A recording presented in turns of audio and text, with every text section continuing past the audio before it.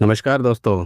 आज मैं आपको आंवला नवमी के व्रत की कथा सुनाता हूँ कि यह व्रत क्यों किया जाता है और इसका क्या महत्व है। कार्तिक मास के शुक्ल पक्षी नवमी को आंवला नवमी कहा जाता है। इस दिन भगवान विष्णु और माता लक्ष्मी आंवले के वृक्ष में निवास करते हैं। जो भक्त इस दिन आंवला वृक्ष की पूजा करता है उसके जीवन में सुख, समृद्धि और स्वास्थ्य की प्राप्ति होती है। आंवला नवमी की कहानी इस प्रकार से है।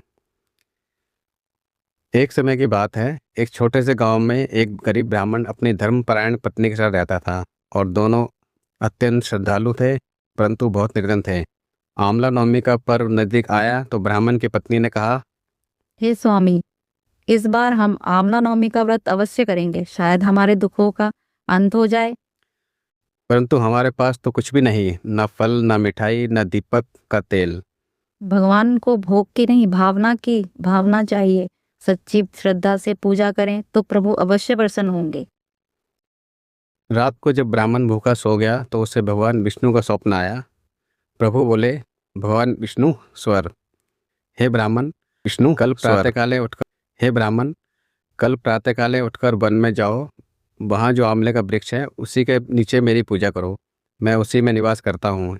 जल, पुष्प और सच्ची भक्ति से पूजन करो, तुम्हारा जीवन बदल जाएगा। ब्राह्मण जाग उठा। उसने यह स्वप्न अपनी पत्नी को बताया। दोनों ने निश्चय किया कि वे वैसा ही करेंगे जैसा प्रभु ने कहा।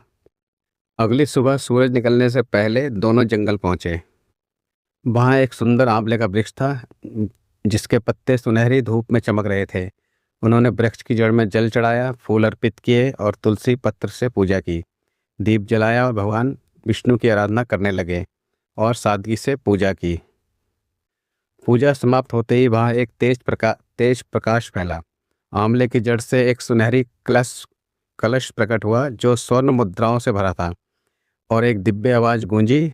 फिर आकाशवाणी हुई, हे भक्त, तुम्हारी सच्ची श्रद्धा ने तुम्हारे जीवन को धन्य कर दिया है। आंवला वृक्ष में भगवान विष्णु और माता लक्ष्मी निवास करते हैं। जो इसका पूजन करता है उसे स्वास्थ्य, धन और सौभाग्य प्राप्त होता है। ब्राह्मण और उसकी पत्नी की आंखों से आंसू बह निकले।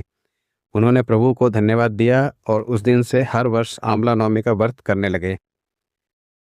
इस कथा से ये सीख मिलती है कि श्रद्धा और सच्ची भक्ति सबसे बड़ा धन है। भगवान को भोग से नहीं, भावना से ही प्रसन्न किया जा सकता है। आंवला नवमी के दिन आंवले का पूजन करने से जीवन में स्वास्थ्य, समृद्धि और सौभाग्य प्राप्त होता है। जय श्री हरि।